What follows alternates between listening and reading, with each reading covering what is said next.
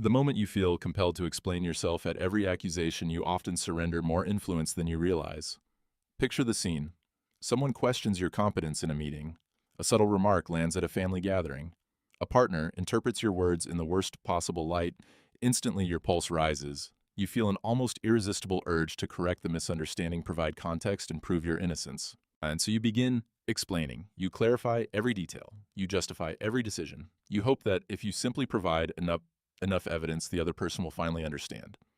Yet people rarely judge confidence by the amount of information you provide. More often, they judge it by the manner in which you deliver it. Endless justification can unintentionally communicate uncertainty, while calm restraint often signals conviction. Niccolo Machiavelli understood that influence is shaped not only by facts, but by perception. One of the central dynamics of power is the ability to preserve your own frame of reference. When every criticism forces you into a defensive posture, you allow someone else to dictate the terms of the interaction. Instead of deciding what matters, you become occupied with answering accusations. But imagine responding differently. Instead of reacting immediately, you pause. You refuse to be rushed into defending yourself. You answer only when clarification serves a genuine purpose, not because someone demands it. That composure can be deeply unsettling to people who rely on provoking emotional reactions. The strongest position is not winning every argument. It is remaining centered enough that every criticism does not determine your next move, and they are pulled by the strings of other people's opinions. Someone frowns, they apologize. Someone accuses, they explain. They live in a constant state of reactive defense, trying to prove they are good, smart, or worthy. It is a miserable way to exist. It is a slow suffocation of the soul. But there is a different way. A way of moving through the world that is so detached, so sovereign, and so psychologically impenetrable that insults do not just bounce off you, they dissolve before they even touch you. This is not about being cold. It is not about being arrogant. It is about a fundamental shift in where you derive your reality. Today, we are going to dissect the psychology of the non-defense. We are going to look at why your biology betrays you in these moments and how to override it with a strategy that Machiavelli would have whispered to a prince.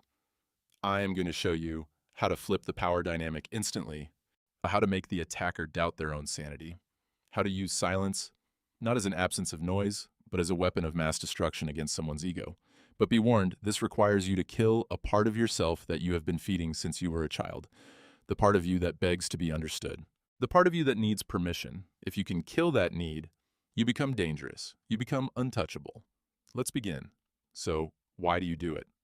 Why, when someone challenges you, is your first instinct to provide evidence of your innocence? It starts in childhood. Think back when you were 5 years old and a parent or a teacher accused you of something. 꼼. Many of us learn a pattern early in life. When something goes wrong, the safest response is to explain ourselves. I didn't break it, it fell. I wasn't the one who started it. As children, this often makes sense. Parents, teachers, and other authority figures have the power to reward or punish us, so we learn that our safety depends on convincing them we are innocent or well-intentioned. The challenge that this habit can follow us into adulthood. We may begin treating every disagreement as though the other person is an authority whose approval we must earn. A disagreement with a manager, a partner, a stranger online, or even a critic can unconsciously trigger the same instinct. If I can just explain myself well enough, everything will be okay. That reaction is understandable, but it is not always helpful. Machiavelli observed that influence depends as much on perception as on facts. Applied to modern relationships, one practical lesson is that respect often comes from composure rather than constant self-justification. When you immediately rush to defend every criticism, you risk communicating that your confidence depends on the other person's approval. When you respond selectively and calmly, you signal that your self-worth is not determined by every outside judgment. This does not mean refusing to clarify when clarification is necessary. There are situations, professional, legal, or personal, where explaining yourself is both wise and responsible. The key is intention. Explain because it serves your goals or protects what matters, not because you feel compelled to earn validation from everyone who questions you. Respect is built not by never speaking, but by choosing carefully when your words truly deserve to be heard. You are saying, please get me, please see my intent. But a king does not explain his decree to the peasant. A lion does not explain its hunt to the gazelle.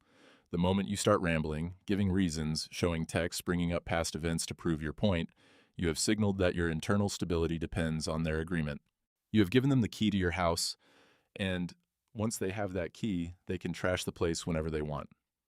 This is the trap of the validating self. You believe that if you just explain it clearly enough, they will say, "Oh, I see now. You are right. I was wrong." How often does that actually happen? Almost never, because the attack was never about the facts. And it was about the power. They didn't accuse you because they wanted the truth. They accused you to see if you would jump, and you jumped. The first step to becoming untouchable is to realize that the courtroom does not exist. There is no judge. There is no jury. There is only you and your perception of reality. When you stop treating other people like judges, their accusations stop sounding like sentences. They start sounding like opinions. And opinions are just noise. So what happens when you don't jump? Imagine the scenario. Someone throws a verbal spike at you. You're being incredibly selfish right now. The old you would say, "No, I'm not. I did X, Y, and Z for you yesterday. I'm just tired, defensive, weak, reactive." Now imagine the Machiavellian approach. They say, "You're being incredibly selfish right now." You look at them. You hold eye contact. You don't blink. You keep your face completely neutral. You let the silence hang in the air for 3, 4, 5 seconds. Motiven. What happens when you choose not to react immediately? A quiet psychological space opens. Many people feel uncomfortable with silence during conflict because they expect an instant response. When that response never comes, the conversation changes. The other person may begin talking simply to relieve the tension they created, adding qualifications, softening their position, or explaining themselves without being asked. And in many situations, silence shifts the dynamic. Rather than feeding the conflict, you allow the other person's words to stand on their own. This reflects the idea behind the gray rock approach, remaining emotionally uninteresting so that someone seeking a reaction has nothing to work with. Without resistance, their momentum often fades naturally, as this is far more difficult than it sounds. Your instincts may urge you to interrupt, justify yourself, or deliver the perfect comeback. Self-control means recognizing that impulse without obeying it. Not every accusation deserves an immediate response, and not every silence is a sign of weakness. Sometimes it is a deliberate decision to avoid being pulled into someone else's emotional frame. Machiavelli often emphasized the strategic value of self-command.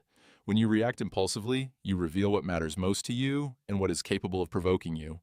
When you remain composed, you reveal far less. That does not mean suppressing your emotions forever. It means choosing the right time, place, and audience before expressing them. The person who controls their reactions usually retains more influence than the person who reacts to every provocation. And now they know your insecurity is moral standing. Silence reveals nothing. It is a dark mirror. And when they look into it, they only see their own aggression reflected back, and it makes them uncomfortable. It makes them feel judged, which is ironic because you haven't said a word. Sometimes silence is not enough. Sometimes the situation requires words, but never defensive words. If you must speak, you never push back against the force. You pull it. You use the aikido of conversation. There's a concept in dark psychology called agree and amplify. It creates a state of cognitive dissonance in the attacker. If someone accuses you of something absurd, defending yourself validates the absurdity. It suggests the accusation is serious enough to warrant a response. Instead, you lean into it, you exaggerate it until it becomes a caricature. Attacker, you are so obsessed with money. You're greedy, defensive, you. No, I'm not. I just want to provide for my family. Boring, predictable, weak, Machiavellian, you. You caught me. I actually swim in a vault of gold coins like Scrooge McDuck every Tuesday. It's terrible for my back. You say it with a flat face or a slight amused smirk. What have you done here? You refuse to be insulted. You proved you are not insecure about the topic. You turned their serious attack into a joke. You established that you are the one framing the reality, not them. This strips the attacker of their weapon. They wanted to hurt you. Instead, you took their knife and started peeling an apple with it. It signals amused mastery. Amused mastery is the ultimate state of high status. It is the attitude of a parent watching a toddler throw a tantrum. You don't get angry at the toddler. You don't argue with the toddler. You are amused by the drama because you know you are safe. When you defend yourself, you are getting down on the floor and screaming with the toddler. Don't do that. Stand tall, stay composed. Sometimes the strongest response to a label is not to fight it at all. Robert Greene's The 48 Laws of Power discusses the idea of continually recreating yourself rather than allowing others to define you. When someone tries to place you in a narrow category, arguing against every label can unintentionally give that label more importance than it deserves. Humor can be an effective way to diffuse an unfair accusation. If someone says, "You're arrogant," a lighthearted reply such as, "I like to think of it as healthy confidence," can reduce tension without becoming defensive. If someone makes an exaggerated criticism, responding with calm wit instead of outrage communicates that your identity is not dependent on their opinion. The goal is not to belittle the other person, but to show that you are secure enough not to be shaken by every judgment. And people who are genuinely comfortable with themselves usually feel little need to defend every criticism. Someone who knows they are kind is less disturbed by an occasional accusation of selfishness. Someone who trusts their competence is less threatened by being underestimated. If a remark consistently provokes a strong emotional reaction, it can also become an opportunity for honest self-reflection. Why does this bother me so much? That question often reveals more than the criticism itself.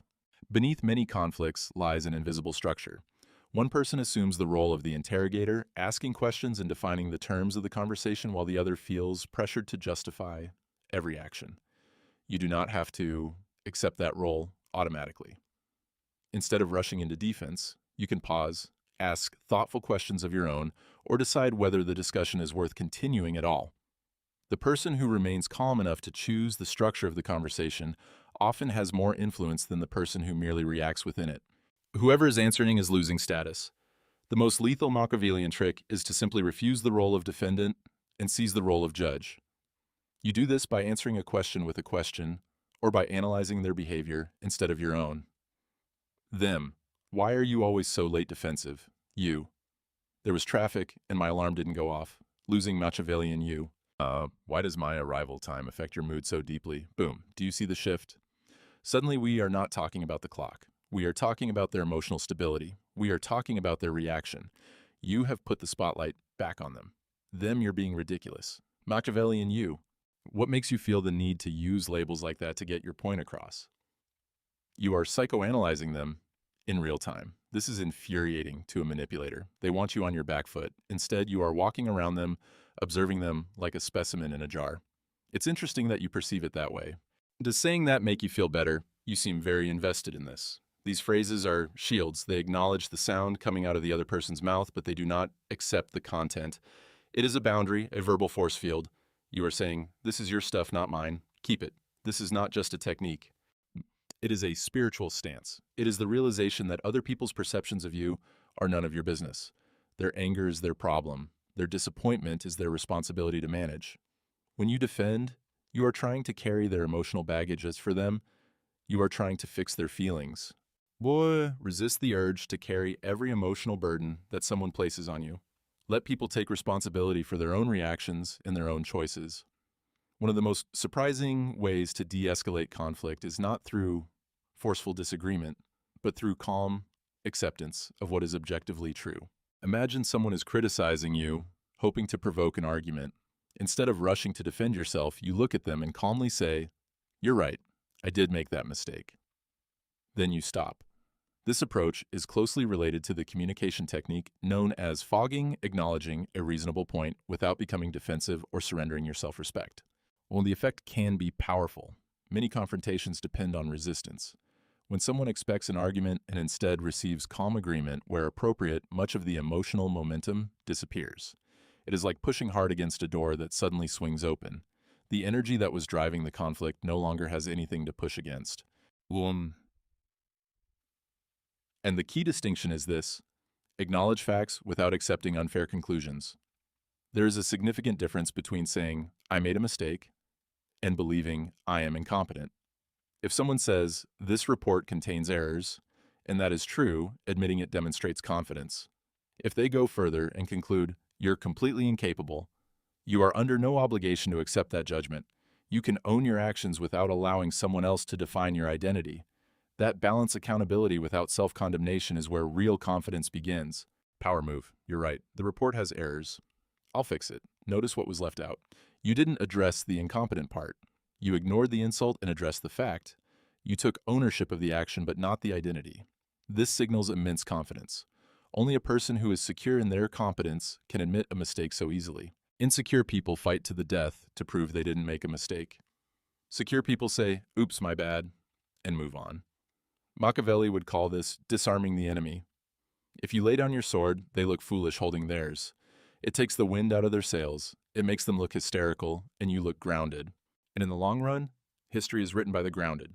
None of this works if it is just a tactic. If you are using these lines but your voice is shaking, or your eyes are darting around, or your energy is screaming, "Please like me," it will fail. Dark psychology is 20% words and 80% nonverbal frame. You have to build the internal architecture to support the silence. And this brings us back to the shadow. Why does it hurt when they attack you? Because they are touching a wound that is already there.